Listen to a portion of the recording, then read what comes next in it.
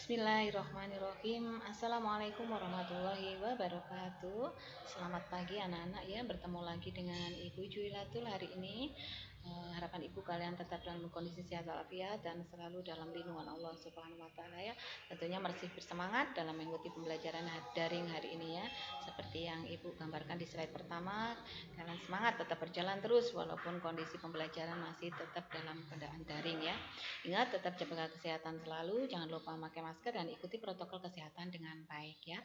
Pada kesempatan kali ini kalian akan belajar tema 8 lingkungan sahabat kita, subtema 1 manusia dan lingkungan, pembelajaran 5 ya.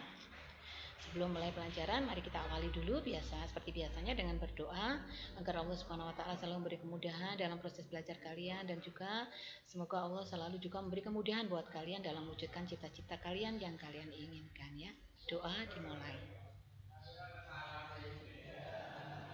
Baik, setelah berdoa mari kita lihat tujuan pembelajaran pada hari ini ya.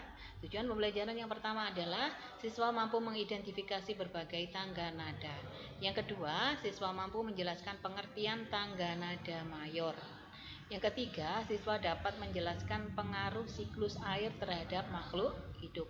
Dan yang keempat adalah siswa mampu mengidentifikasi urutan peristiwa dalam teks fiksi ya. Baik, mari kita awali pembelajaran hari ini dengan memperhatikan notasi lagu berikut ini ya. Di situ terdapat sebuah lagu yang berjudul Kampungku ya, yang diciptakan oleh A.T. Mahmud. Nanti kalian juga bisa melihat di buku tema kalian lagu tersebut ya. Di situ pula terdapat beberapa pertanyaan yang nanti kalian bisa menjawabnya ya. Ya, di situ kalian ada 6 pertanyaan ya. Apa judul lagu tersebut? Ya, apa penciptanya? Kemudian ada dasarnya apa? Tempo yang digunakan, kemudian arti dari tempo ya. Semua ada di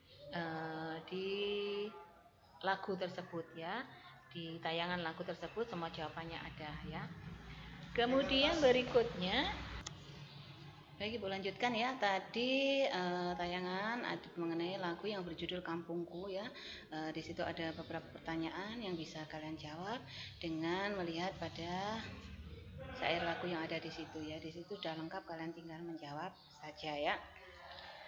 Berikutnya kita perhatikan penjelasan berikut ini ya, yaitu tangga nada diatonis mayor.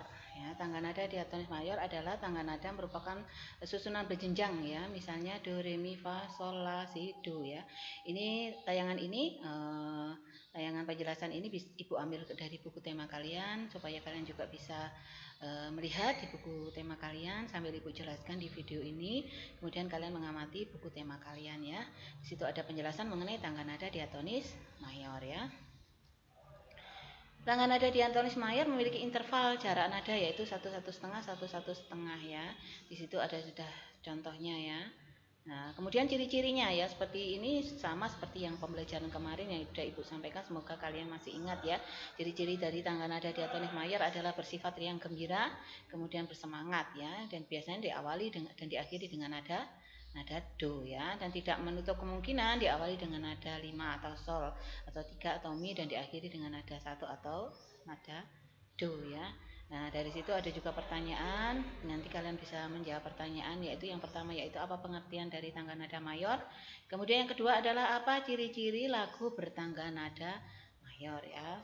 Sudah sering Ibu jelaskan juga, pembelajaran kemarin juga kita belajar mengenai tangga nada diatonis mayor ya.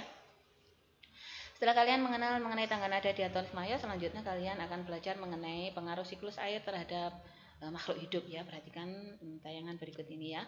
Pengaruh siklus air terhadap makhluk hidup ya. Siklus air mempengaruhi peristiwa di bumi dan kelangsungan hidup makhluk hidup ya. Siklus air menyediakan air yang dibutuhkan oleh makhluk hidup ya. Di daratan, air hujan dapat langsung mengalir ke sungai atau danau, dan ada juga yang diserap tanah ya. Proses penyerapan air ke dalam tanah dinamakan infiltrasi ya. Sungai merupakan sumber air yang banyak dimanfaatkan oleh makhluk hidup ya. Sungai terbentang dari hulu hingga hilir ya. Hulu merupakan bagian awal terbentuknya sungai. Hulu sungai berasal dari wilayah pegunungan ya. Bagian hulu biasanya memiliki mata air ya. Sedangkan hilir sendiri merupakan bagian dari akhir sungai yang terletak berdekatan dengan laut ya. Sungai mendapatkan air dari mata air, aliran air dalam tanah dan aktivitas masyarakat ya. Jadi sungai sendiri mendapatkan air dari selain dari mata air ada juga dari aliran air dalam tanah dan juga aktivitas masyarakat ya. Ini tadi penjelasan mengenai pengaruh siklus air terhadap makhluk hidup ya. Sekarang kita beranjak kepada materi yang terakhir yaitu mengidentifikasi urutan peristiwa pada teks fiksi ya. Sama, ini materi berikutnya ini juga sudah pernah kalian praktekkan kemarin. Semoga dengan semakin banyaknya latihan kalian semakin mahir, semakin bisa ya. Nah, di situ ada bacaan yang berjudul bunga paling berharga ya. Nanti kalian baca paragraf demi paragraf, kemudian kalian mengerti isinya, kalian pahami isi dari masing-masing paragraf dan juga isi dari keseluruhan apa yang dimaksud dalam inti dari apa yang dimaksud dengan bunga paling berharga, dari bacaan bunga paling berharga ya.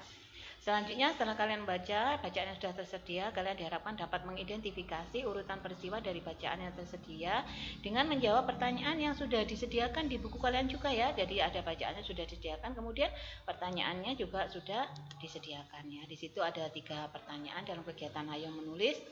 Kamu telah membaca cerita bunga paling berharga ya. Sekarang sesuai dengan tujuan pembelajaran yaitu mengidentifikasi urutan peristiwa dalam teks fiksi. Di situ kalian soal nomor 1 adalah disuruh menuliskan peristiwa-peristiwa yang terjadi pada cerita ya. Peristiwa-peristiwa yang terjadi pada cerita. Yang kedua adalah menuliskan urutan-urutan peristiwa pada cerita ya. Kalau yang pertama tadi peristiwa-peristiwanya, kemudian yang kedua adalah urutan-urutan peristiwanya. Dan yang terakhir yang ketiga adalah tuliskan kembali cerita tersebut dalam bahasamu sendiri ya. Ingat, menulis harus dengan menggunakan ejaan bahasa yang benar ya. Semoga materi yang sudah pernah dan sering kalian lakukan bisa membuat kalian semakin memperkaya kemampuan kalian ya dalam berlatih dan memperkaya kemampuan kalian dalam menguasai materi ya. Baik anak-anak, demikian tadi penjelasan dan rangkuman singkat mengenai materi hari ini ya. Semoga apa yang kalian pelajari hari ini bisa bermanfaat dan semoga penjelasan yang Ibu berikan ini bisa kalian mengerti ya. Sampai bertemu pada pembelajaran-pembelajaran selanjutnya. Ibu ucapkan terima kasih, tetap semangat, jaga kesehatan selalu. Ibu akhiri, wassalamualaikum warahmatullahi wabarakatuh.